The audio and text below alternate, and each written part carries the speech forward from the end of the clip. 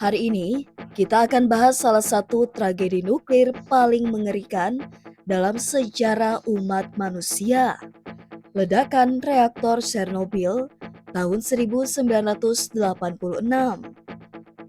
Apa sebenarnya yang terjadi?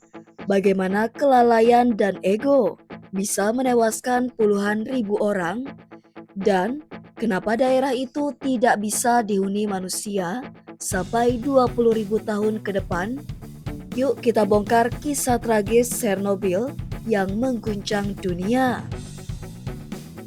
Tanggal 26 April 1986, pukul 1:23 dini hari, sebuah reaktor nuklir di Chernobyl, Ukraina, waktu itu bagian dari Uni Soviet, meledak dalam uji coba sistem pendingin.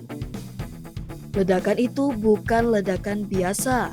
Suhunya mencapai 3000 derajat Celcius, menyeburkan debu radioaktif ke atmosfer, menyebar hingga ribuan kilometer, bahkan mencapai Eropa.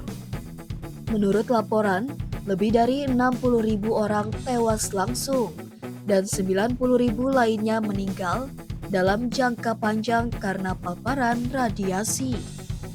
600.000 orang terpapar radiasi tinggi dan lebih dari 350.000 orang terpaksa meninggalkan rumah mereka untuk selamanya.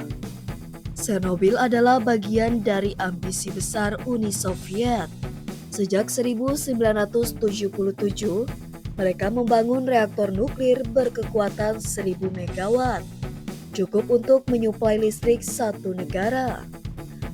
Tahun 1986, sudah ada 4 reaktor aktif di Chernobyl, dan beberapa lainnya masih dalam proses uji coba. Nah, uji coba itulah yang menjadi awal bencana. Tujuan uji coba adalah melihat apakah turbin bisa tetap memompa air pendingin meskipun kehilangan daya utama. Ini penting karena tanpa air, reaktor bisa memanas tak terkendali. Tapi masalahnya bukan pada teknologi, masalahnya adalah manusia.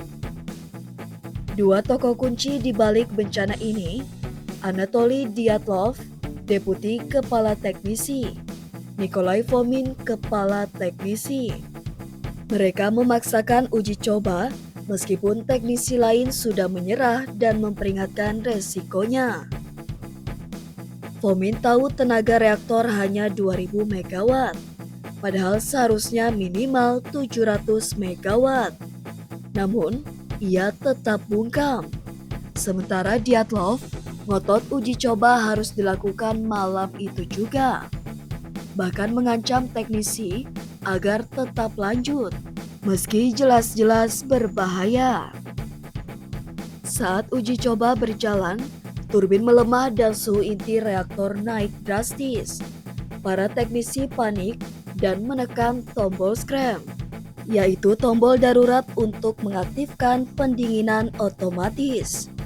Tapi, tombol itu tidak berfungsi. Kenapa? Karena belum pernah dicek. Dan akhirnya, dalam hitungan detik, reaktor nomor 4 meledak, melontarkan atap beton 2000 ton ke langit. Yang lebih mengerikan, ketika reaktor meledak, keluarga masih tertidur lelap. Mereka tidak tahu bahwa udara yang mereka hirup penuh dengan partikel radioaktif. Alat pendeteksi radiasi pun rusak karena saking tingginya level radiasi. Saat matahari terbit, orang-orang melihat debu-debu aneh berterbangan. Ternyata itu adalah debu radioaktif mematikan. WHO mencatat radiasi menjangkau 200.000 km persegi, termasuk Eropa Timur. BBC mencatat 90.000 orang meninggal akibat kanker dan penyakit radiasi. Kota Pripyat dan sekitar Chernobyl dikosongkan, dan hingga kini tidak bisa dihuni manusia selama 20.000 tahun ke depan. Dan yang lebih tragis, pemerintah Soviet menutup-nutupi informasi ini selama berhari-hari. Warga baru benar-benar tahu saat negara lain mendeteksi lonjakan radiasi di udara. Tragedi ini adalah peringatan keras bagi seluruh dunia bahwa teknologi tanpa tanggung jawab bisa membunuh lebih cepat daripada bom. Bahwa kesombongan dan kelalaian manusia bisa menghancurkan satu kota hanya dalam semalam. Dan bahwa energi nuklir, sebesar apapun manfaatnya, harus dikendalikan dengan integritas, transparansi, dan keahlian tinggi. Chernobyl bukan hanya sejarah, tapi peringatan abadi tentang betapa bahayanya jika ego lebih besar dari akal sehat.